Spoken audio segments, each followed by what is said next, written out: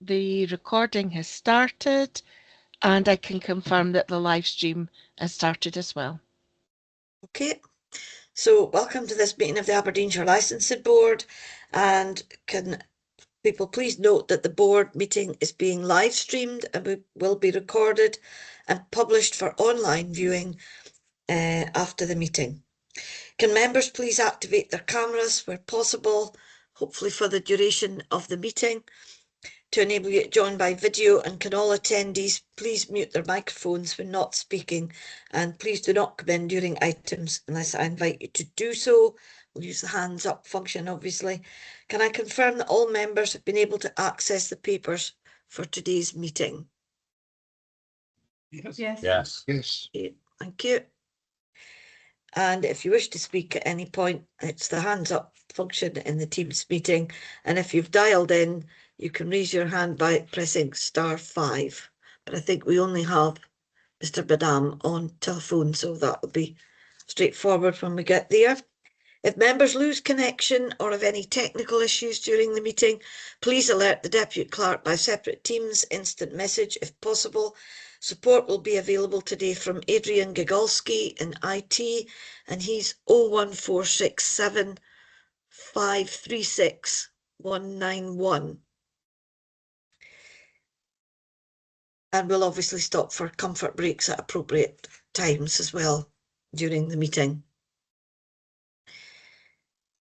Can I ask the Deputy Clerk please to take the sederant? Thank you, Chair. If you could indicate if you're present when I call your name. Ms. Dawn Black? Here. Mr. Oh, my page is gone. Mr. Jeff Crowson? Present. Thank you. Mrs. Marion Eunson? Present. Mr. Jeff Goodall? Here. Mr. Trevor Mason? Present. Mr. Richard Maynard? Good morning. Present. Mrs. Nicholl is still on leave. Miss Tracy Smith? Present. And just to confirm that, and welcome to the Licensing Board, to our new board member, that you're here observing today because you've still to complete your mandatory training course. So welcome to the board. Miss Mel Sullivan? Here. Mr. Ian Taylor? Good morning, I'm here. Thank you. Chair, I can also confirm that we have Sergeant John Webster from Police Scotland with us, Keith Simpson, Lisa Gaddini, Sarah Ward, and Keith, can I just confirm, is Kevin with us today as well, or is he off? Kevin's currently on annual leave. So that's our LSOs that are present with us. And we also have our new solicitor to team, Kirsten George, observing. We have Beatrice Hay, our administrator, Jenny Mearns on live streaming, and we also have Harriet Devondale, our paralegal, in the meeting with us. Thank you, Chair. Okay, thank you. We now move on to declarations of members' interests. So members, please state if you have an interest to declare, and if you have, please can you clarify the item number, the nature of the declaration, and whether or not you will leave the meeting. I don't see any indications, so we can move on then to the qualities resolution. So ask members that when they're making decisions under their legal duty of Section 149 of the Equality Act 2010 to have due regard to the need to eliminate discrimination, harassment and victimisation, advance equality of opportunity between those who share a protected characteristic and persons who do not share it, and to foster good relations between those who share a protected characteristic and persons who do not share it. Do members agree? Agreed. Agreed. Agreed. Thank you. Item 3 on the agenda is to approve the minutes of the previous meeting held on the 29th of October. Can we agree this as a correct record of the meeting? Agreed. Agreed. Okay. Thank you. And then we move on to our first item of business this morning, which is applications for premises or provisional premises licenses, which are non-contentious. and I believe there is just the one today, and I shall hand over to Harriet, please. Thank you, convener. This is the first application. There's only one today. It's for Burnabenny Distillery. This is a distillery offering online sales all on one floor, spanning 2 units, and the sales will take place from Unit 13.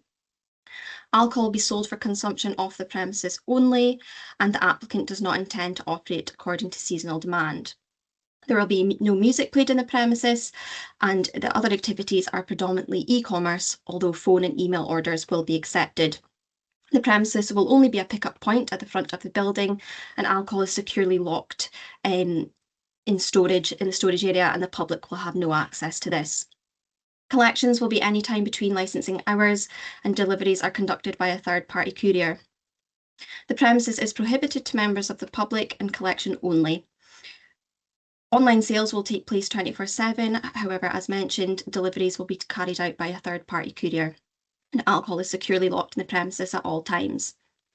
There's representation received by our LSO for standard local conditions to be applied, as well as an additional condition that the premises will not display any external advertisement or over it signage indicating the premises licensed under the Licensing Scotland Act 2005. This is for the purpose of selling alcohol products from the premises. The applicant has accepted all conditions stated, and we'd be looking to grant this one in full. Okay, thank you. Do members wish to discuss the content or any questions? No. So in terms of the recommendations as they're written there, can you just acknowledge that you have sufficient evidence to allow a determination to be made? Yes. Yes. Yes. And in that case, the second recommendation, 1.2b, having determined there is sufficient evidence, should the application be granted or refused? Granted. Granted. Okay. Thank you, and thank you, Harriet. So then we move on to item 5 on the agenda, which is applications for major variations of a premises licence. Again, non-contentious, and we have 2. So I think that's Harriet again. Thank you, convener. The first one is for BP Mill Inn Filling Station in Stonehaven. This is a variation of the start of core hours on Sundays from 12:30 p.m. to 10 a.m. The applicant has submitted their certificate of compliance in relating to the display of the site notice, and there were no objections or representations made in respect of this application. We're therefore recommending that the existing conditions remain on the licence, and we'll be looking to grant this one in full. Okay, thank you. Any questions from members? No. So in that case, taking you to the recommendations as written, can you just confirm that you've received sufficient information upon which to allow a determination to be made? Yes. Yes. Yeah. And would the decision then be to grant or refuse? Grant. Grant. Grant. So that one for the BP Mill Inn is granted. Thank you. Can you take us to the second one, please, Harriet? Thank you, convener. This is for MFG Bankery Service Station, Bankery. This is a variation to increase the off-sale capacity from 9.228 metres squared to 9.548 metres squared. There's also a variation of the layout plan to reflect the revision of the customer toilet area in the non-public part of the premises, which allows the shop retail space to increase, and a reconfiguration of the public alcohol display area into that new space. This results in a very small increase as stated. Again, the applicant has submitted a certificate of compliance relating to display of the site notice, and there were no objections or representations made in respect of this application. We'd therefore be recommending that the existing conditions remain, and we'd be looking to grant in full. Okay, thank you. Any questions for Harriet? No. In that case, we'll go back to the recommendations then. So does the board have sufficient evidence to allow a determination to be made? Yes. Yes. Yes. And in terms of the second recommendation, having determined there is sufficient evidence, should the application be granted or refused? Granted. Grant. Grant. Okay. So that application for MFG Bankery Service Station is also granted. Thank you, and thank you, Harriet. That takes us to item 6 on the agenda, which is our first hearing for today. And the premises it's an application for a premises licence at the Invercalled Arms Hotel, Invercalled Braemar. And Fiona Stewart is taking the report. Can I just check that I think it's the applicant and we have the agent as well with us today. So I think it's the agent, Caroline Loudon, who will be speaking to Indeed. this application. Jamie, I think maybe still be in the waiting room. Hopefully he's certainly been trying to join. So just to flag, I don't see him Right. on the people. So just to flag that. While you're doing that, I'll just clarify there's an error in the title of the report. This is actually a variation of a premises licence and not the grant of a premises licence. I think the details in the report are correct. It's just the title that's not correct. So my apologies for that. Yeah, so I'm here. Yeah, perfect. Thank you. We can confirm then that the applicant and the agent is present. Mm-hmm. Are you satisfied that you've received all the relevant information and feel able to participate in the determination of the application? Yes, 100%. Thank you very much. Okay. And can I also confirm that Kevin MacDonald, the Licensing Standards Officer, is present? Chair, he's on leave, but it was Oh, really yes, it's going to be. Yeah. just in case there's any questions. The Yeah. main purpose of the hearing is to hear from the applicant in Yeah. relation to the condition. Yeah.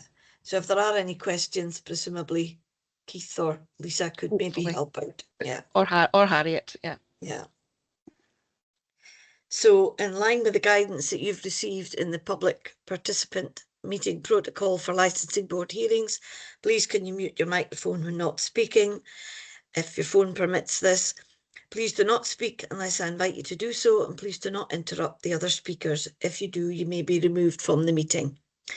Once you've been asked to make concluding remarks, you're not entitled to speak again unless to answer a question from a board member. Once the board has made its decision, you will be asked to leave the meeting. If the board requires to adjourn to deliberate the application, the recording of the meeting will be paused and the board will retire to a separate online meeting room. Please wait in the main meeting room until the board members return and we can resume the meeting. At that point, the recording of the meeting will be restarted. I will now ask the Deputy Clerk to introduce the report and confirm the procedure for the hearing. Fiona, please. Thank you, Chair. This hearing relates to an application for a variation of premises licence to the Invercalled Arms, and everything is fine, in agreement with conditions, etc., apart from one condition. So the whole purpose of this hearing today is to hear from the applicant, to provide evidence that would allow the board to justify a departure to policy and not to grant local condition number 35 in given the circumstances. Officers don't have delegated power to remove or amend local conditions. Only the board can do this in line with the policy. So that's the sole purpose of the hearing today. The remainder of the application has been agreed with the applicant. The process will be to hear from Caroline Loudon on her client's behalf, ask any questions. Caroline will then be invited to make concluding remarks, determine whether you have sufficient information, move to debate, and then make a decision based on the recommendations that are set out at 1.2 in the report. So thank you for that, Chair. Sorry, I'd muted my own microphone there. Thank you for that, Fiona. So we can go over now to Caroline Loudon, please, to outline the terms of the application to the board. And you might want to address the question of local condition 35 when you're speaking to us. Thank you. No, thank you very much indeed. So Jamie Gordon is with me this morning. He's the manager and DPM.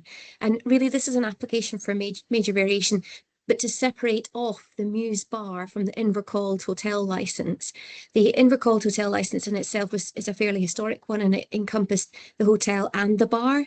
But because of the fact that Invercalled isn't trading at the moment, and in fact it's about to undertake a major renovation, probably not reopening until 2027, we will apply for a new licence for the hotel on its own, and that leaves the Muse Bar, which is still very much in use. The Muse itself sits behind the Invercold. It underwent full refurbishment by Art Farm in 2020. It had previously been closed since 2002. I remember it and the Five Farms when skiing as a child up at Glenshee, particularly tartan carpets and the rest. I don't think you'd find those nowadays, but essentially I'm advised that it's one of only 2 outlets having Braemar Brewing Company cask ale, and it's very well known and loved in the area. There is a large area to the front, which we call the beer garden, and a grassed area in addition to that, which essentially goes right up to the Invercold itself. So we've sought to license both of these areas within the red line of the Muse. It is defined as a beer garden, but they're really very, very open, lovely areas to be coming to sit in. There are tables and chairs to the front of the Muse itself, and the intention would be to have tables and chairs also in the grassed area, probably more in the summer, to allow full use of it. In terms of capacity for the whole licence, it's only 200 people, and that's across the beer garden and the bar itself. But the difficulty we have with local condition 35, and that one is that children and young persons may be present in the street cafe, beer garden or outside drinking area for the purpose of the consumption of food. But here there isn't a kitchen in the Muse Bar itself. And while we have been able to cater events, that has been through the availability of a chef from the Five Farms itself as well. So we've had barbecues and the like, and we would really like to continue doing that. But until the Invercold reopens on its own right, the condition is very prohibitive for us because we don't have a kitchen. We can't make sure that the food is being provided. We would still like to be able to use the outside areas. We can have outside catering coming in. We would like to do that every weekend or certainly every second weekend. But as I say, the restriction on the food could mean that a child or young person couldn't sit outside with their parent or adult with a soft drink. That would be difficult in terms of the use of the area. It really does limit it quite substantially. The other point just to mention, and I'm aware that your honours will all be very well versed in this, we're the starting point for the mass pipes and drums for the Braemar gathering. And again, condition in that sense is tricky because we would want to have children and young persons within the licensed area, which includes this beer garden, but again, they wouldn't be having food per se. They might come in and get a Coke and then sit and then go off to enjoy the games itself.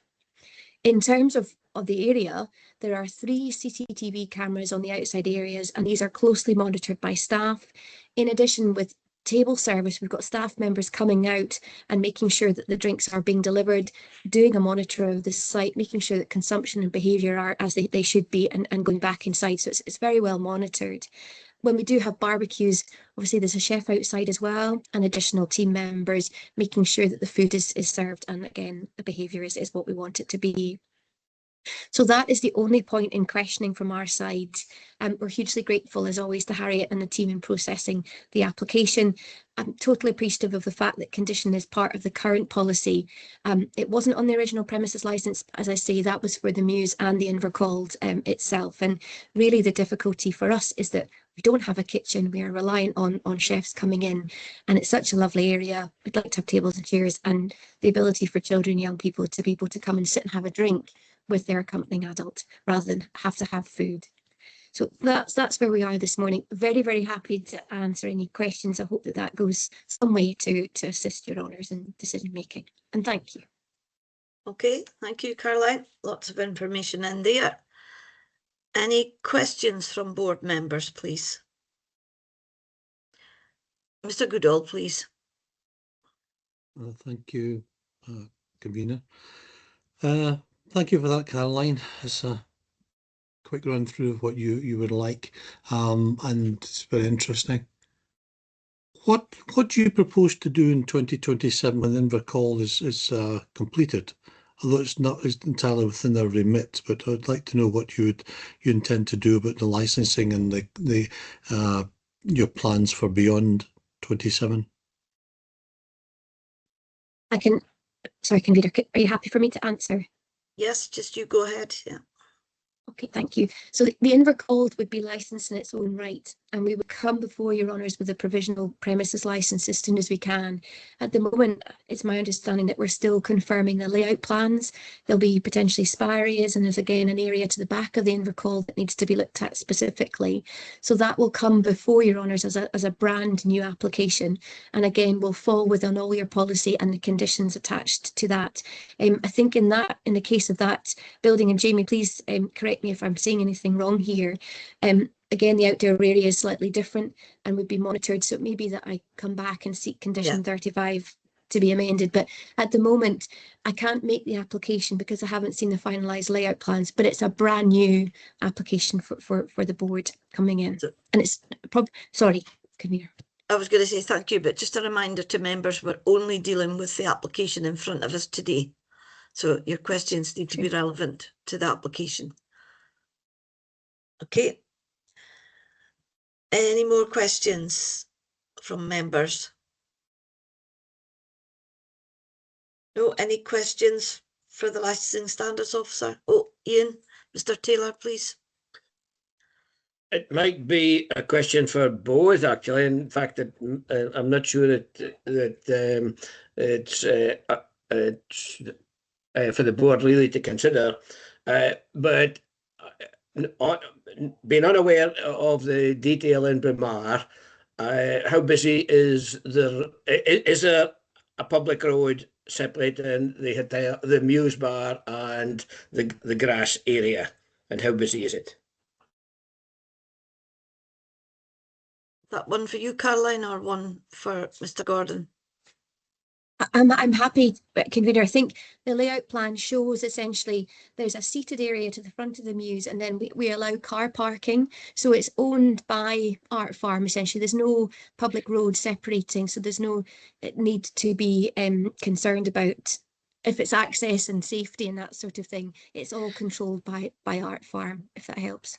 If I can refer board members to pages 79 and 80, or 80 and 81, sorry, of your papers, it clearly shows that it's to the back of the property and not on a road.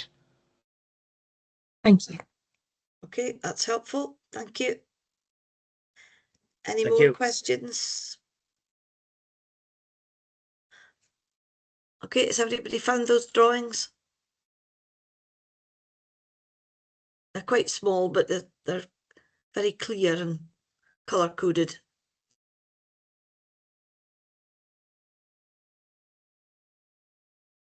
Okay, no more questions? Okay, so Caroline, is there anything you want to say in closing? No, I'm delighted. Very happy. Thank you. Okay, thank you. So, board members, do you require any legal advice from the clerk? No. No. So I'll go over then to Fiona to outline the terms of the legal test for the application. Thank you, Chair. The legal test is as set out page 94 of the report before you. Essentially, none of the grounds of refusal would apply here. There's nothing within the application that would lead to a refusal. Everything has been agreed with the applicant and be granted.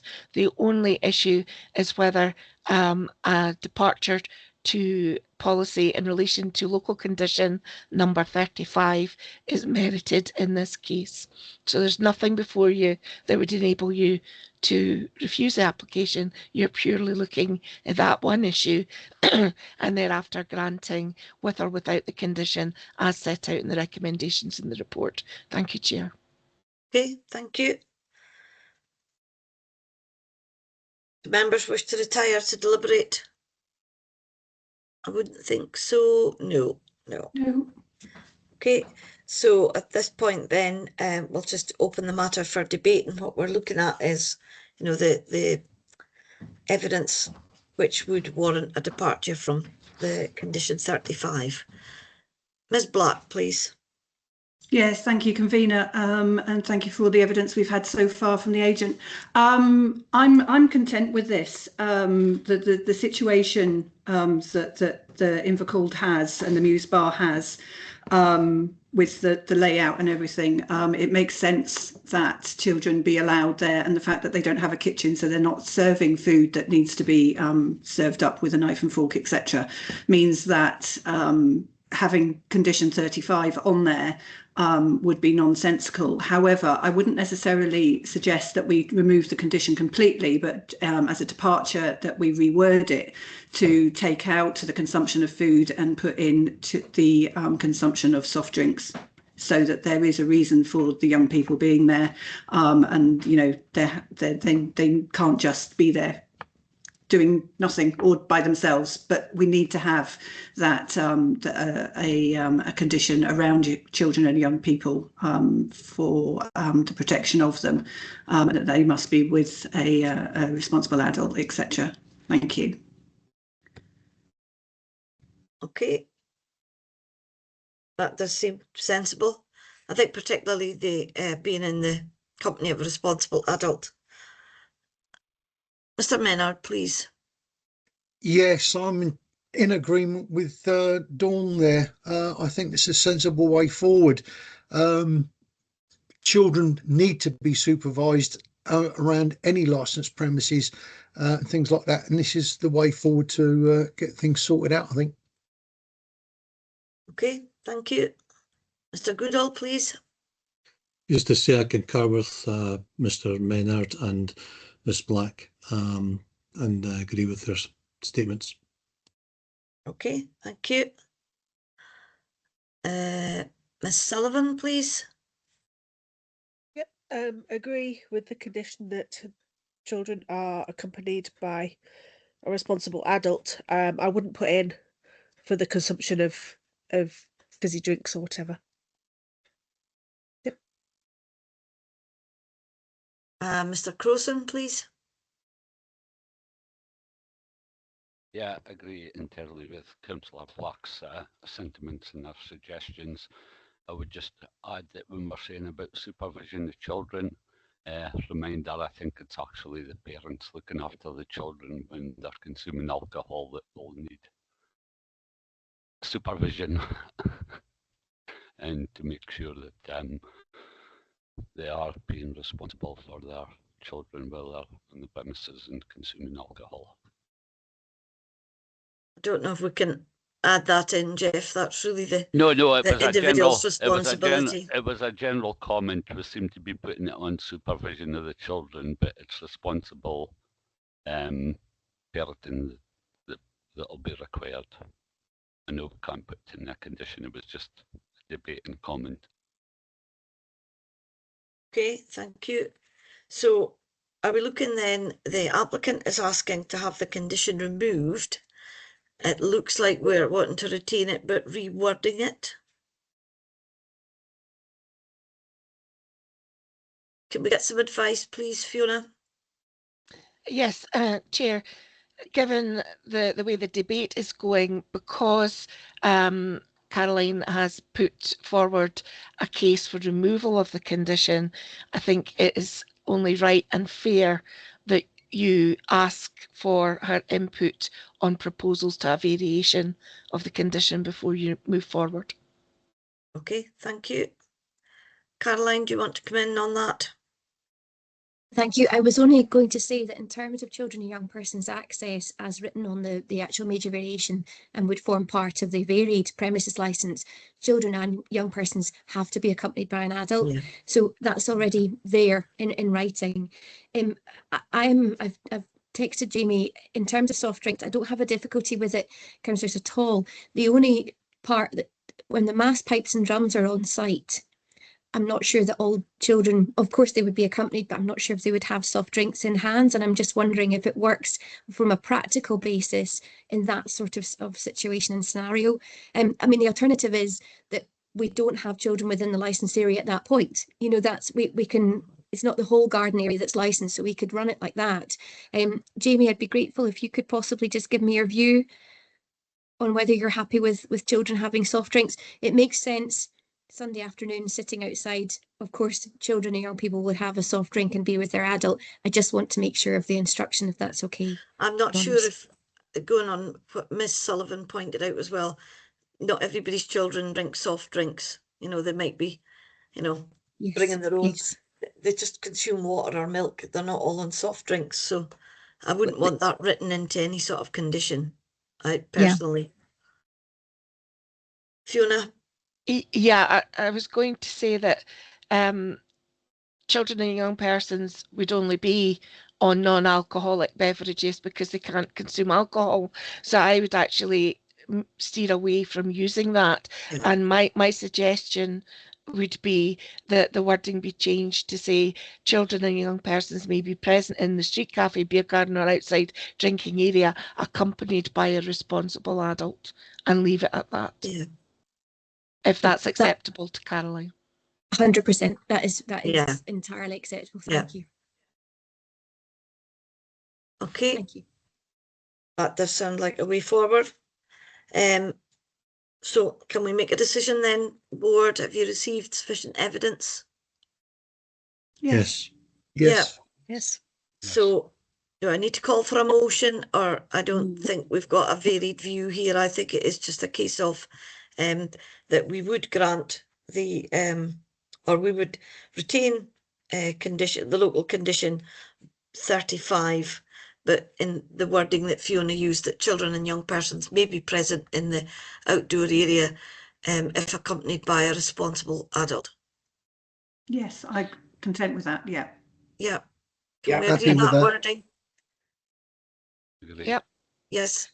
So just for Caroline's sake, the recommendations in the report also recommend the other agreed local conditions and retention of the existing specific condition. So with that, the application is granted today, and thank you, Caroline, for your time, and you'll get written notification of the decision within the next 7 days. Thank you all so much. I'm really grateful, and please all have a lovely restful time next week if you can. It's certainly heating up in my house, but do enjoy it. Okay. Thank you so much again. Right, thank you, and thank you for attending today. Okay, we're happy to go on. It's only 10 to 11. Item 7 on the agenda is an application for a premises licence, and again it's a hearing. It's for Spider on a Bicycle, Unit 3, Station Buildings, Station Square, Aboyne. Mr. Alistair Tong, the applicant, is in the meeting, I think. Yes, I am. You are, thank you. Just confirm that you're there. And can I also confirm that Lisa Godini, the LSO, is present? Good morning. Yes, I'm present. Thank you. Yeah. And for you both, can you just confirm that you're satisfied you've received all the relevant information and feel able to participate in the determination of the application? Yes. Okay. Yes, I am. Yes, I have.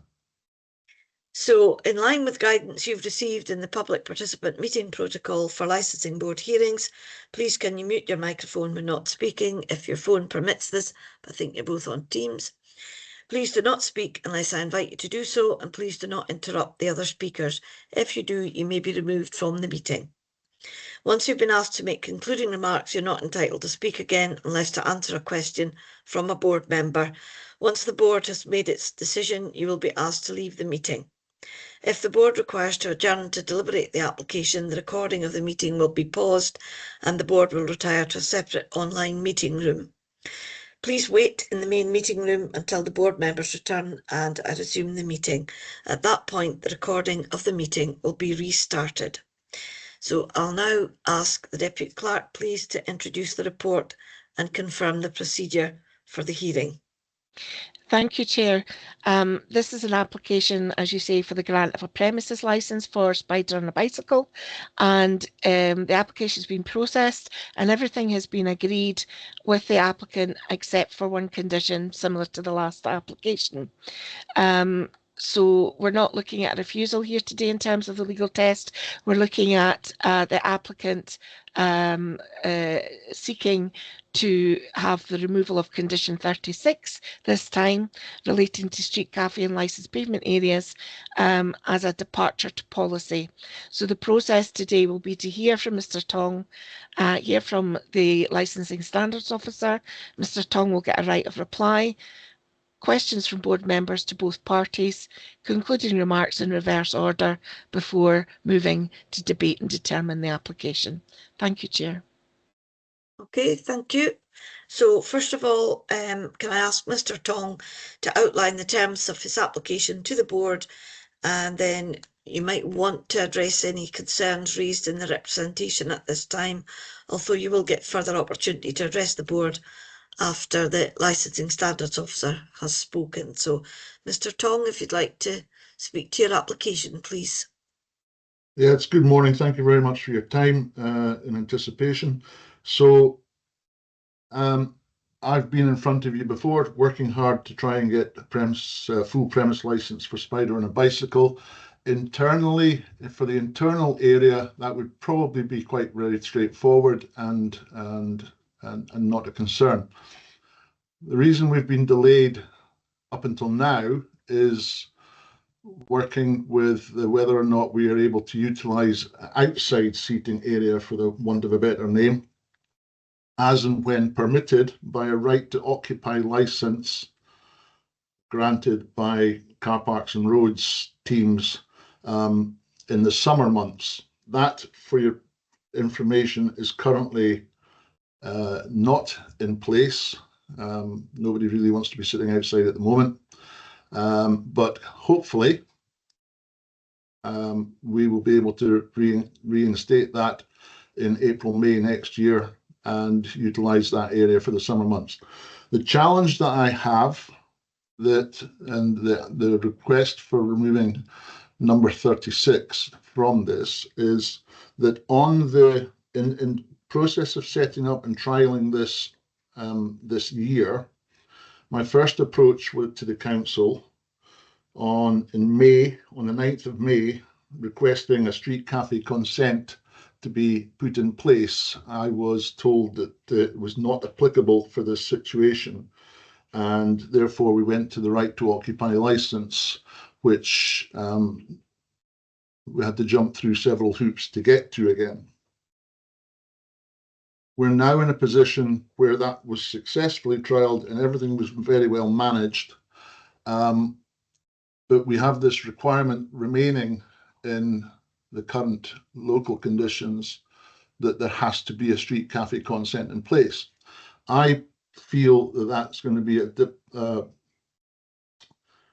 challenge to have Car Parks and Roads permit that, and unnecessary, because the right to occupy licence will be there, and therefore if the street cafe consent is only for the small piece of pavement outside the premise, that seems an awful lot of work, when I actually want to keep the pavement entirely clear for health and safety reasons, so that and not put any tables or chairs there, so that people can access, and in a normal circumstance, disabled people can get past back and forth to the old people's home, which is just along the ways. And I know that the Car Parks and Roads Department also want me to keep that area entirely clear, and therefore will not be putting in any tables or chairs or additional furnitures to anything at all that exists there. In fact, on 2 occasions during the summer months, there were inspectors came from the car park and said, "We're just monitoring to make sure you are keeping this clear." And I went, "That's fine, great. We're both of the same accord,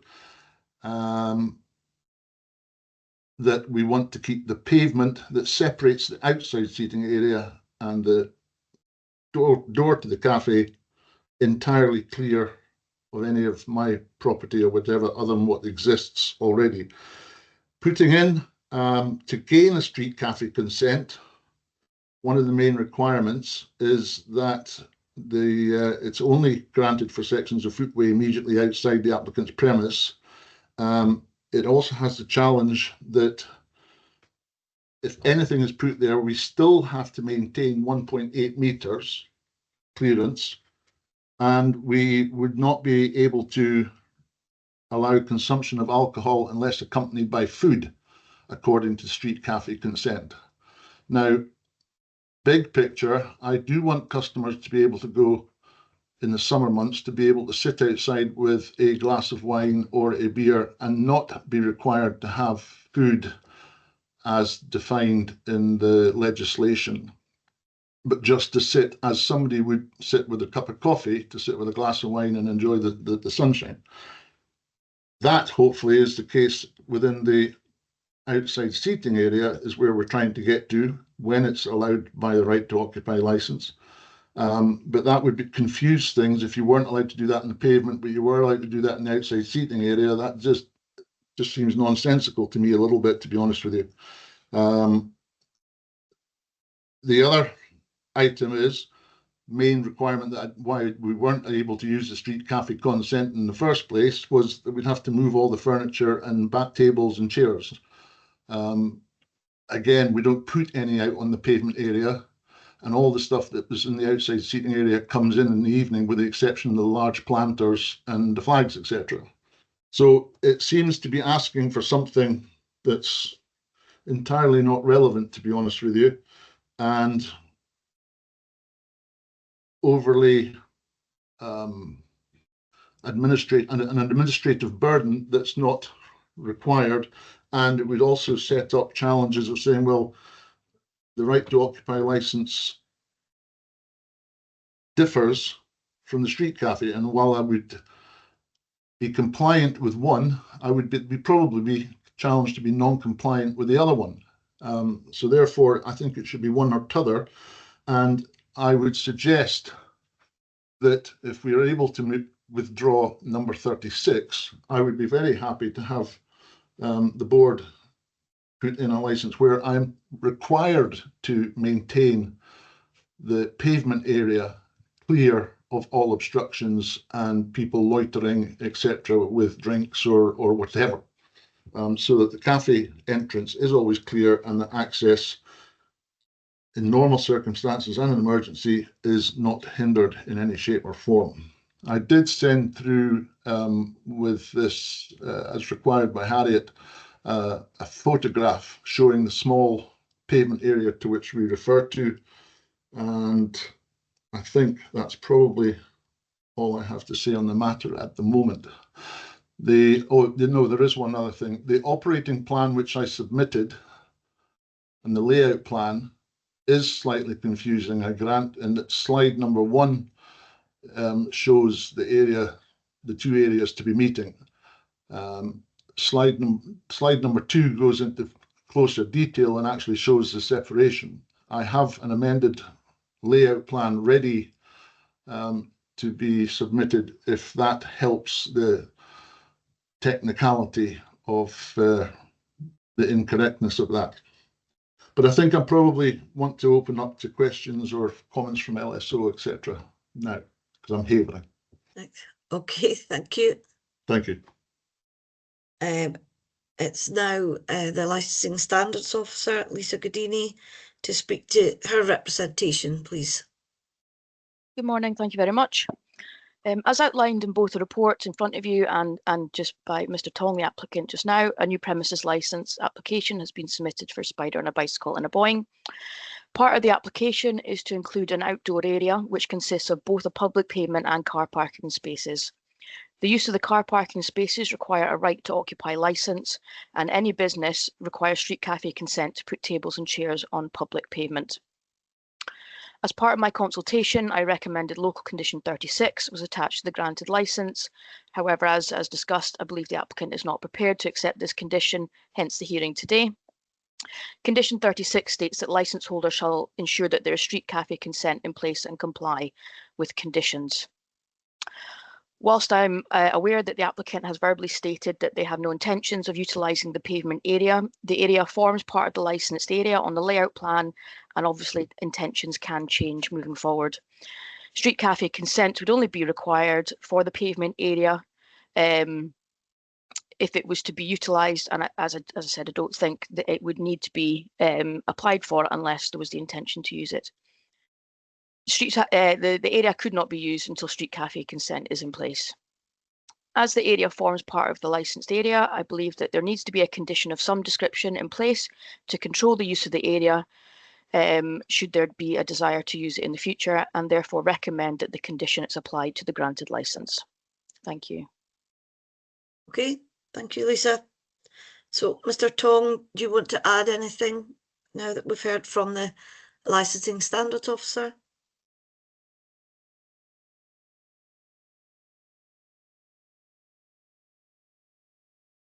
No, I think I'm in agreement with Lisa that it needs to be controlled, but I don't think number 36 is the correct way to go. I think we should have something in there telling me that that has to be kept clear or not to be utilised accordingly. I just don't think the wording in number 36 suits. And as I say, I've applied for street cafe consent from other members of the council, Aberdeenshire Council, and been refused that previously. So I just think I might end up going around in circles and on a challenge here. As I encourage Your Honours to have a look at the one page, the photograph of the area to which I refer. I have it on my screen if you want me to screen share, or you probably have it in front of you. Members have the. Page 176 of your papers, Chair. Yeah, members should already have seen that. Yeah. The photograph. Okay. If they're looking at the photograph, the red bench and the public bin, I cannot move. I can't do anything with those at all, other than, as you see, would not want to put anything in there other than to maintain access to the front door of my cafe. Otherwise, it would be blocking people getting to me. Okay. Thank you. So thank you. It's over to members now. If you have any questions for either Mr. Tong or Lisa Godini. Any questions from members? Mr. Goodall, please. Concerning the street cafe consent, is brought that question for Lisa. If, as Mr. Tong states, that he has applied and basically he's been told that he won't get it, where does that leave our Section 36 statement? That'd be for myself. So if you were to put on condition 36 and the area in the future was to be used as tables and chairs, if it was to be used without the street cafe consent, then it would be a breach of the premises license. The relevant department that deals with street cafe consent would obviously potentially have their own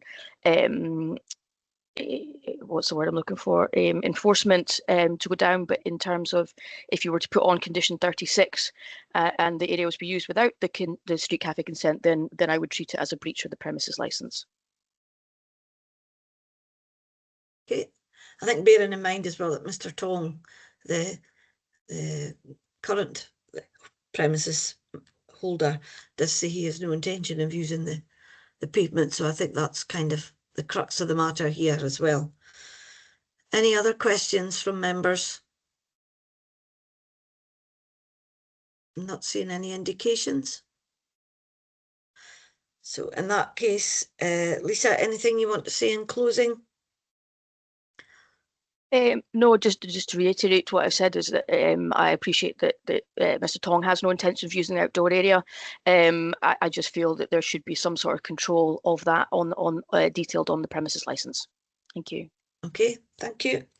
And Mr. Tong, you have anything you want to say in closing? No, other than that, well, yes, I agree with Lisa that there should be some kind of control on it. I just don't think that Section 36 as it stands is the way to go.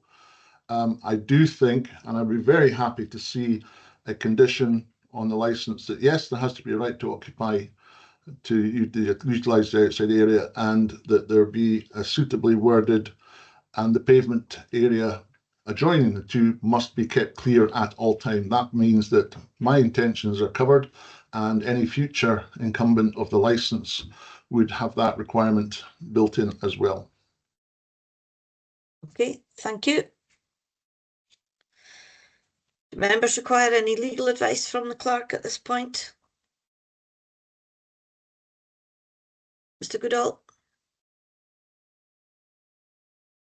Given Mr. Tong's last statement, is there a form of words that we could use to replace section 36 to cover that? Okay, Fiona. Thank you, Chair.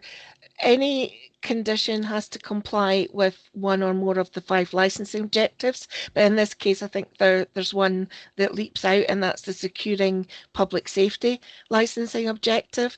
My thoughts or my advice would be that you would remove local condition 36 and put a specific condition on, saying that the pavement area in front of the premises must be kept clear at all times, because it's too narrow to be used for tables and chairs for the purposes of the consumption of alcohol, and that ties directly to the securing public safety licensing objective.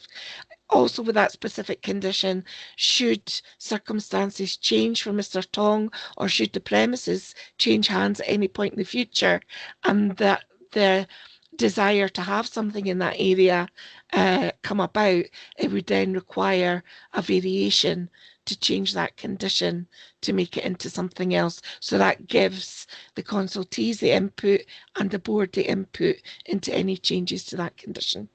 So if the board are minded, given what Mr. Tong and what Lisa have said, my recommendation would be you remove condition 36 and you replace it with a specific condition about keeping the pavement area clear, no tables and chairs, on the basis it's too narrow, and it ties in with the securing of public safety licensing objective. So that would be my advice to you. Yeah, thank you. Thank you, Fiona.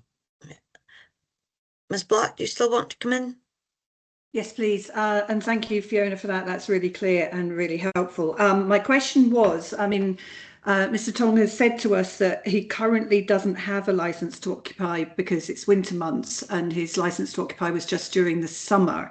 So what is our position for licensing something which would be permanent and year round if there is no licence to occupy in place for part of the year? Does that make any difference? Is that a material consideration for us? Thanks. No, it's not a material consideration, because he wouldn't be able to use the outside area without the licence to occupy. He could, if he wished, make it seasonal, so it would operate between March, October, and that's something you could consider, but Mr. Tong would have to agree to that. But he wouldn't be able to use it without the licence to occupy. If he couldn't get the licence to occupy, then part of Lisa's job is compliance. And if it was found that there was no licence to occupy, we would be encouraging Mr. Tong to come back with a minor variation to remove that area from the premises licence. But he's had a licence to occupy in the past. I would see no reason why it wouldn't be given, but that's a matter for the council.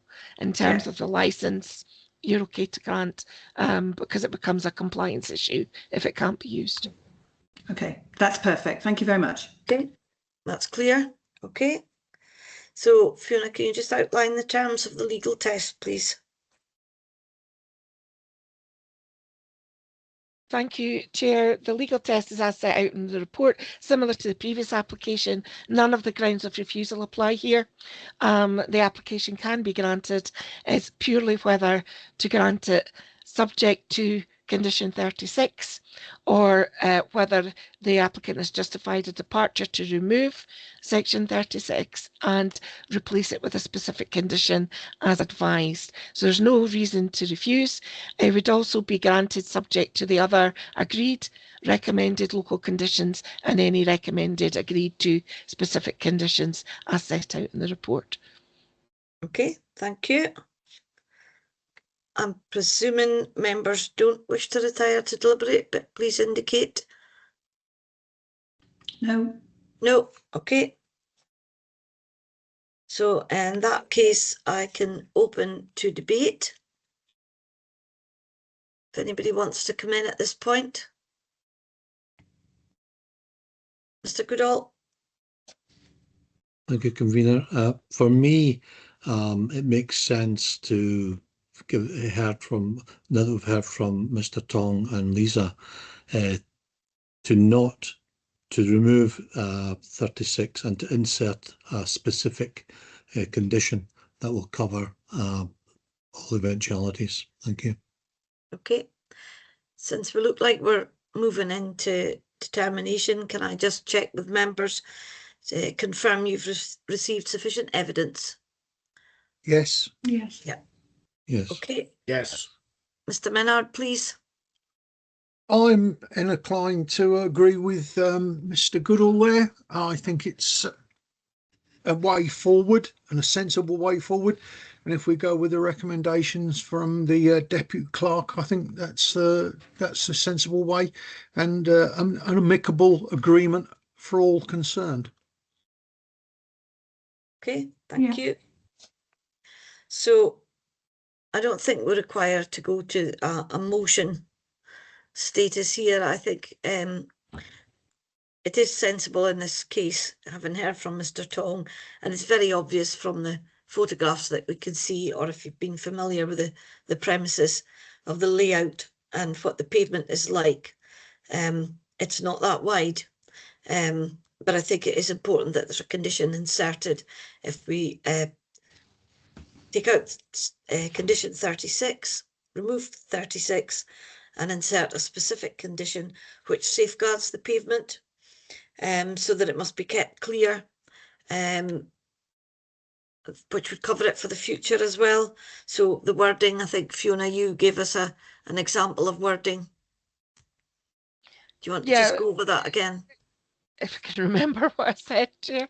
Yeah, it would be along the lines of that the pavement area outside the premises be kept clear because it's too narrow to permit tables and chairs for the consumption of alcohol, and that is tying into the securing public safety licensing objective.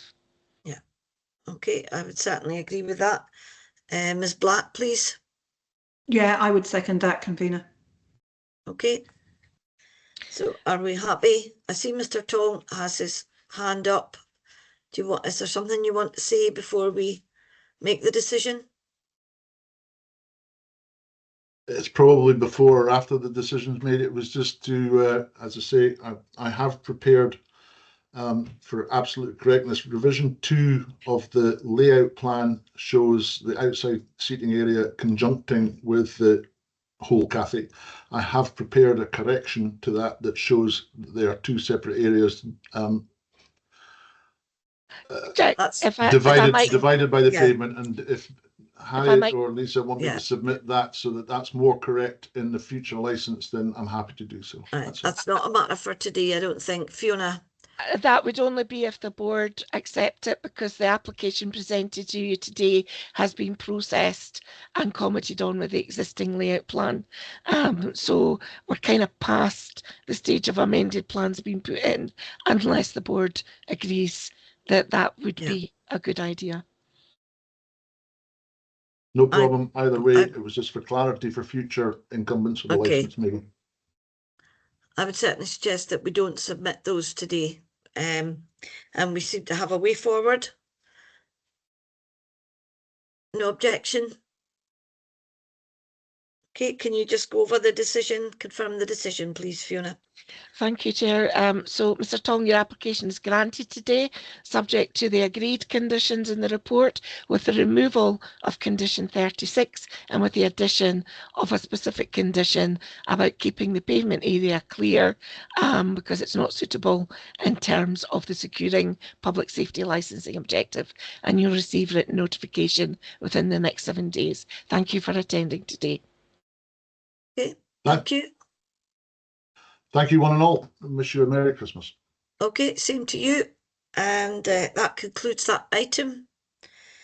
We do have a request to change the order of the agenda, but I'm not minded to accept that because we will have applicants waiting who follow in the agenda in the order as given. So I would like to just continue on with item 8. Mr. Goodall? Just to say, convener, that I have to leave to attend the dentist. Oh yes, so yeah. I'll when I come back, I'll try and rejoin. Yeah. Okay. Thank you. So, are we happy just to go straight into item 8? Yes. Okay. So item 8 is an application for an occasional licence. So this one falls under our repeated applications policy, which takes it to a hearing, and it's for the Strong Water Company of 2 Bridge Street, Ballater. And the applicant, Mr. Finlayson, is he with us? Hi there, hi. Oh, yes, there you are. And the officer taking the report is Fiona Stewart, and the licensing standards officer for this one is Keith Simpson. So first of all, then, we'll confirm Mr. Finlayson is present. He's confirmed that. Mr. Finlayson, are you satisfied you've received all the relevant information and feel able to participate in the determination of the application? Yeah, no, I've got all the information from the emails, got it in front of me here, yes. Okay, thank you. And can I confirm that Keith Simpson, the licensing standards officer, is also present? Yes, I'm here. Thank you, Chair. Okay, and the same for you, Keith. Are you satisfied you've received all the relevant information? Yes, indeed. Yeah, okay. Thank you. So in line with the guidance you've received in the public participant meeting protocol for licensing board hearings, please can you mute your microphone when not speaking? If your phone permits this, but you're all on Teams, please do not speak unless I invite you to do so, and please do not interrupt the other speakers. If you do, you may be removed from the meeting. Once you've been asked to make concluding remarks, you're not entitled to speak again unless to answer a question from a board member. Once the board has made its decision, you will be asked to leave the meeting. If the board requires to adjourn to deliberate the application, the recording of the meeting will be paused and the board will retire to a separate online meeting room. Please wait in the main meeting room until the board members return and I resume the meeting. At that point, the recording of the meeting will be restarted. So I'm going to go first to Fiona Stewart, Deputy Clerk, to introduce the report and confirm the procedure. Thank you, Chair. This is an application, as you've outlined, in respect of the board's repeated occasional licensing policy, and it's the first application over the 3-month period that would be relevant for this premises in terms of that policy. The purpose of the hearing today is to hear from the applicant his reasons why they're currently trading on occasionals and to hear any explanation or evidence about moving to trading under a premises licence. The process today would be to hear from the applicant, to hear from the licensing standards officer. Then the applicant gets a right to respond to what the licensing standards officer said. Then it is open to the board to ask all parties questions, concluding remarks in reverse order, and then move to debate and make the decision. Thank you, Chair. Okay, thank you. So first of all then, Mr. Finlayson, can you just outline the terms of the application to the board, and you might want to address the concerns raised in the representation from the LSO at this time, and you'll get further opportunity to address the board after other parties have spoken. So over to you, Mr. Finlayson. Perfect, thank you very much. I'm Guy Finlayson on behalf of Mungo as well. So we've done this due to we were undergoing building works on the building in Ballater, which meant we couldn't successfully get Section 50 applications for building standards and planning, as we had to go through planning and there was building works. So we have our premises license application filled out and ready to go. We are just waiting on the return of the completion certificate. The work is now complete, so waiting on that, and then we can get the Section 50s, which we would hope to be kind of in our hands imminently, and therefore we can move to trading on a premises license instead of the occasional licenses. Okay, thank you. So there's progress being made there. I'll go now to Keith Simpson, please, to speak to your representation. Yes, good morning, Chair and board members. This hearing relates to the representation to an occasional licence applied for by personal licence holder Mr. Mungo Finlayson on behalf of Strong Water Company, 2 Bridge Street, Ballater. The Strong Water Company Limited is a family-run independent retailer of wines, beers and spirits, along with sundry items such as cigars, crisps and tinned olives. The main company directors are our brothers Guy and Mungo Finlayson, who are in the call today, who also run a well-established wine shop on Bankery High Street. The Ballater premises are a new entity comprising of a well laid out retail area in the main shop front and a new tasting room which has been developed in an adjacent area at the side of the building. This area requires planning permission and a building warrant, both of which are in hand and awaiting for completion certificates. The occasional licence is under consideration today is in relation to the off sales for the shop only. The application applied for covers a period from the 7th of March to the 20th of March, which is a most recent in a series of occasional licences which date back to the 1st of November 2025. I have been in regular contact with the brothers and last week visited the Ballater shop to establish what progress had been made. The shop is now open for business under occasional licences, and the applicant is awaiting for the necessary Section 50 certificates from Planning and Building Control, which I understand may be imminent. All other application forms are ready to be submitted on finalisation of the Section 50s. As previously intimated, the use of the occasional licence is for off sales from the shop only. However, on sales will be added as part of the premises licence application for the tasting room. Whilst I'm not objecting to these applications, it is incumbent on me to make the board aware of the potential inconsistency with Supplementary Policy 4 Para 4.45 in relation to the continued use of repeated occasional licences. If the board are minded to grant this application, my proposed conditions are set out within my report. Thank you very much. Okay, thank you, Keith. Is there anything you want to add, Mr. Finlayson? No, I think that's everything. As Keith mentioned, this is purely a temporary measure, and we're actively working towards our full premises license. We wish to be on this for as short a period as possible. So yeah, as soon as we have those Section 50s in hand from building standards and planning, we will be submitting our full premises license application. As I say, this is for off sales only, but the premises license will be for on sales and off sales in the tasting room, which has been rejuvenated, but it's an area of conservation. So we've had to go through planning to redo that, which is taken a bit more time than expected. So that's where we are. Thank you. Okay, thank you. Do board members have any questions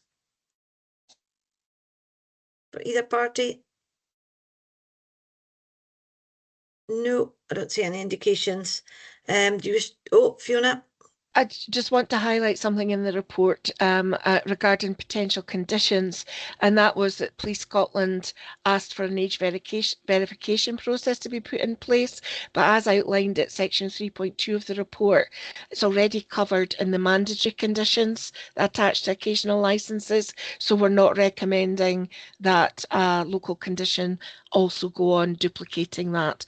So it's just to clarify that for the applicant and for Sergeant Webster as well as the board members. Thank you. Okay, thank you, Fiona, for picking that up. Keith, do you wish to say anything in closing? No, I've got nothing to add, Chair. Okay. Mr. Finlayson, have you any closing remarks? No, thank you, Chair. That's okay. From us. Do members require any legal advice from the clerk? No, it does all seem quite straightforward. Fiona, can you please outline the terms of the legal test, please? Thank you, Chair. The legal test is as set out at page 212 of your papers, and the grounds for refusal are that premises to which the application relates are excluded premises. That does not apply in this case. That the application must be refused under sections of the Act. Those don't apply in this case. That the Licensing Board considers the granting of the application would be inconsistent with one or more of the licensing objectives. That is relevant, and there are specific licensing objectives set out in our repeat occasionals policy. Or that having regard to the nature of the activities proposed to be carried on in the premises to which the application relates, the location, character and condition of the premises and the persons likely to frequent the premises, the board considers the premises are unsuitable for use for the sale of alcohol. Well, I would say to the board, as you're very familiar with, that the policy is not designed necessarily to have applications refused. It's to try and ensure the premises trade under the correct licenses, and that you may be satisfied with the explanation given today, that none of the grounds of refusal apply, that would permit you to grant this. And I would also ask you to consider, if you are minded to grant, that if an application is made and any further occasionals are required while that application is being processed, that those remain with the Deputy Clerk in consultation with the Chair meantime. So I would say that you have to consider whether there's anything before you that would justify a refusal, and if not, if you're minded to grant, given what the application has said, bear in mind the continued delegation for future applications. Thank you, Chair. Okay, thank you. Do board members wish to retire? I wouldn't expect so in this case. No.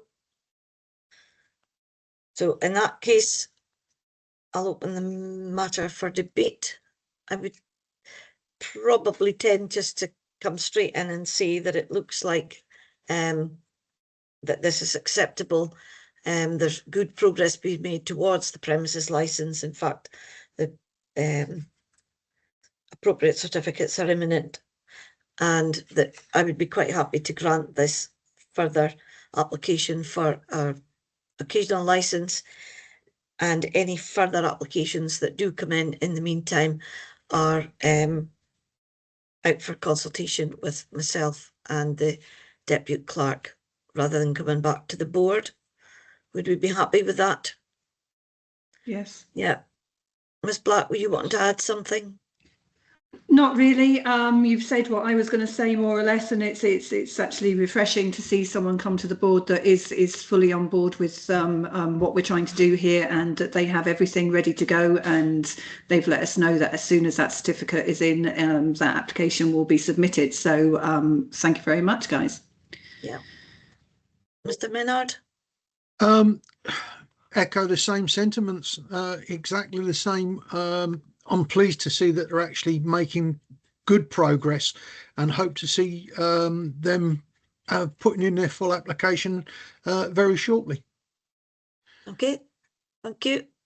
So, Fiona, can you just confirm the board's decision? Thank you. The board's decision today is Mr. Finlayson, sorry, I can only see your first name. Apologies if I got it wrong. Is that the application that is subject to the policy today is granted, subject to the recommended local conditions, and we look forward to receiving your premises licence early in the new year. And any further occasionals that you need while that premises licence is being processed will be delegated for decision by myself in consultation with the Chair, and you'll receive written notification within the next 7 days. And thank you for attending today. Okay, thank you. Thank you very much. Thank you very much, and we look forward to submitting that as in due course. As soon as we have those documents in hand, we're ready to go and move forward, because we want to have something concrete in place. So okay, thank you very much. Appreciate that. Thank you. Okay, cheerio. Bye-bye. Merry Christmas. Bye-bye now. Same to you. Right, before we start item 9, I think even a 10-minute break might be appropriate. Yes, please. We're over an hour, so it's about past, so we say 22. Back at 20 to 12. Okay. I'll just confirm